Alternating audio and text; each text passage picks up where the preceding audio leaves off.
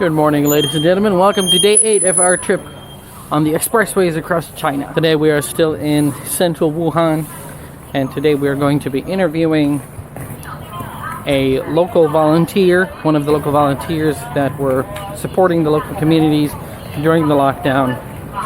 And we'll also be interviewing one of the most important people that not a lot of people think about, is our local DIDI drivers. Now, for those that don't know, a DIDI is the same as an Uber. For a lot of people, they are a lifeline. They're absolutely essential in the local community if someone has an emergency, because not everyone has cars. For many, they are a lifeline here in China. Me personally, I use a lot of DIDIs getting around the city, getting to the hospitals, getting to the doctor. As again, all aspects of life. And if you don't think they're important, you've obviously never been in a giant city of 10 million people and no transport. Because you also got to remember, during the lockdown, there was no public transport. So if you didn't have a car, or you didn't have your own personal mode of transportation, like a bike or anything like that, you're stuck. You're stuck wherever you are, wherever you need to go. Almost impossible. 然后您在去年的封城期间，包括我们武汉的这个疫情比较严重的期间，您是处于什么样的一个状态？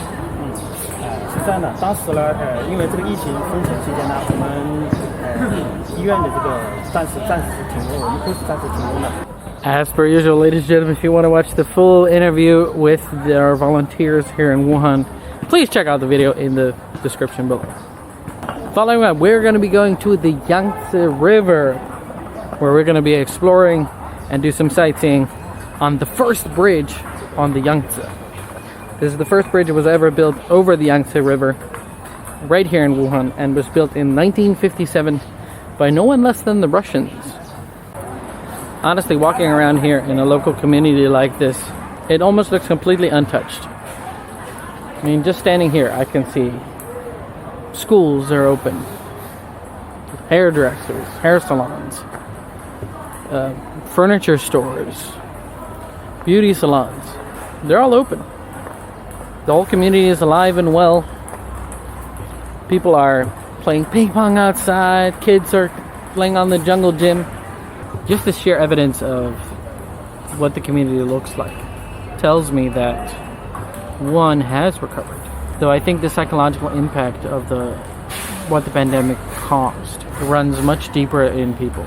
Sure, there are still some aspects of life here in Wuhan that do require a bit of caution. Just to give an example, the hotel that we're staying in right now, there are still a lot of precautions they take, even though, you know, the pandemic is pretty much almost non-existent here in Wuhan. You know, when you go into the restaurant at the hotel, you still need to wear your mask. The hotel staff are all wearing masks. Housekeeping is wearing masks. They, for example, don't offer any laundry service because the laundry service would require them to get into, you know, personal contact with your belongings and your clothing items and stuff like that. And they shut down their laundry service because of the pandemic. And even a year later, they have not started doing it again. Even though everything looks absolutely fantastic, you know, everything, there is still going to be that little bit of grain, that little thing stuck in the back of the head, like, you know, we still need to take some reasonable caution. Alright, I just got challenged by one of the locals at ping pong. Are you ready to see the shortest game of ping pong ever?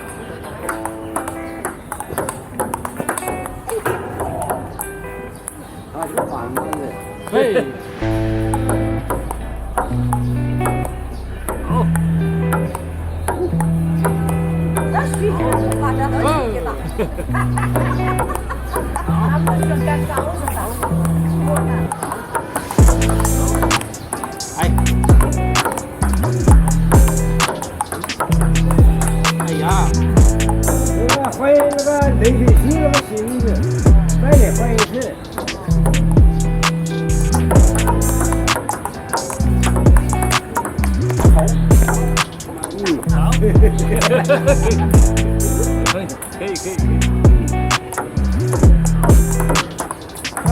Alright, let's do one more. Here we go. Ah, yeah.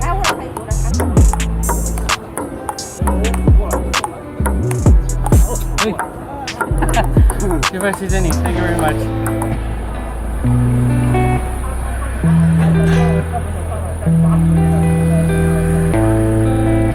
太不好看了。等一下，过来再上啊。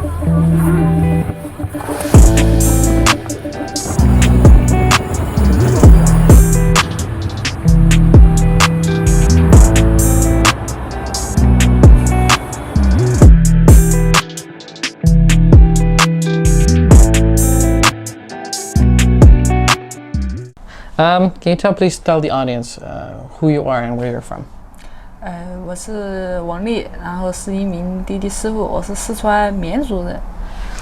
As the majority of the population of Wuhan were under strict lockdown, how did you occupy your time?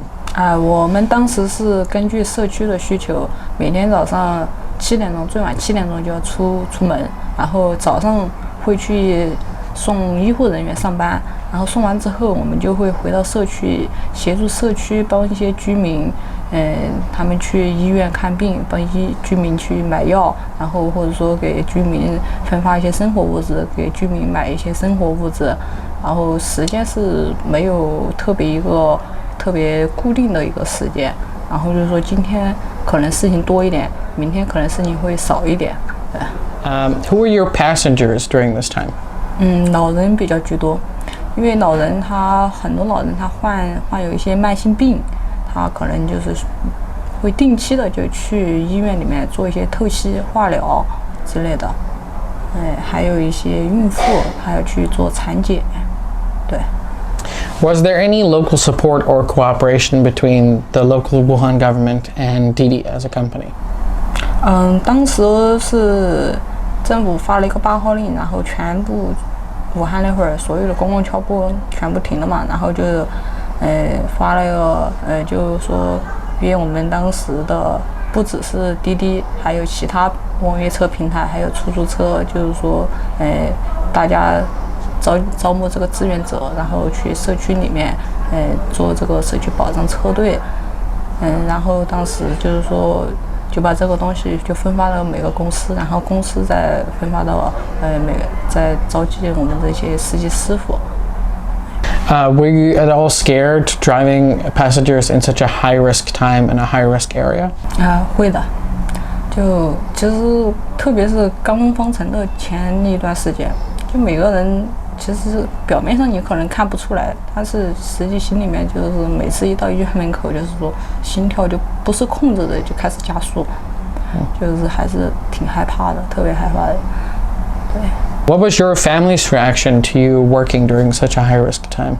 我刚开始报名的时候，我的家人是不知道我在做这个事情的，因为我怕家里面的人担心，所以就没有告诉他们这件事情。然后后面他们还是知道了，还是特别理解我，也很支持我。对，只是说呢，还是要让我千万注意保护好自己的安全，然后你才可能做更多的事情。What precautions did you take to protect yourself and to protect your other customers? 我们在进驻社区之前，我们就发了防护服。刚开始因为防护物资比较紧张，然后就防护服，还有口罩，还有消毒水。然后到后面的时候，我们就是防护服、口罩、头套、护目镜、手套，然后还有脚套，全部包起来的，然后还有酒精，然后每天给车消毒，然后每上下一个乘客，我们都会给车进行消毒。Being a driver, you get to see all your passengers' reactions, and overhear their conversations in the car. What was the general mood of the population at that time? 疫情期间，我在武汉这个城市就有一种那种感觉，特别是刚开始的那段时间。你就会发现这个像是一个城市森林，就路上没有行人，没有生活的气息，然后有的就是一幢幢那种钢筋大楼，然后就只有你一个人，就是像有一个人漫步在这个城市森林里的那种，就特别的给人会特别的孤单，然后你会特别的感觉特别的心酸。我们当时其实是很少和乘客聊天的，因为当时是这个避免人交流，是尽量不说话，但是还是会有乘客会跟我们讲，就是说我们出来做这些事情还很可以的，然后也特别的感谢我们。然后当时就是说，得到最多的就是各个居民或者是乘客对我们的认可。Were you or any of the other drivers making any money during this time? 我们的服务是免费的，但是我们的公司会给我们一些补贴。就是我们公司当时是专门成立了一个专门的一项这经济，然后给我们这些在社区里面帮助带老人去看病这些就是志愿者会给我们一些补贴。对。Now it's a year later, and do you feel that Wuhan as a city has recovered, or is there still some things that need to get fixed?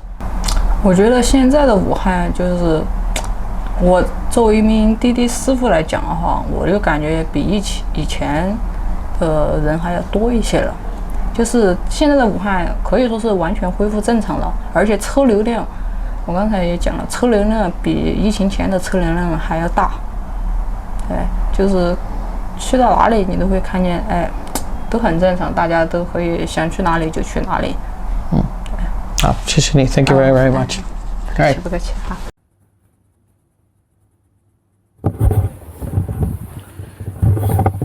Right, so we just finished shooting our interview at the headquarters of DIDI in Wuhan. So during the interview, man, these people really worked really hard. And there's so much charity that went on. The community really came together, and just a solid team. Well, ladies and gentlemen, we're testing the bridge camera. We're stuck because of the rain. Here, let me give you a look. Stuck here with all these people. Anyhow, let's say hello. I know it's pretty loud, but since I have you here, and I'm stuck because of the rain, let me tell you about the bridge. So this apparently was the first bridge built over the Yangtze River. It was built with the help of the Soviets back in 1957. There's two levels to the bridge. The top level, of course, is a highway for the cars, a 4-lane highway, and underneath is a double train track. It's quite a big bridge. This bridge has a length of 1.5 kilometers, almost about a mile. But it is very high up. It's 100 meters between the bridge and the water below.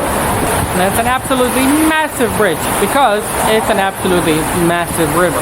It's the longest river in China and in Asia, and it's the third longest river in the world.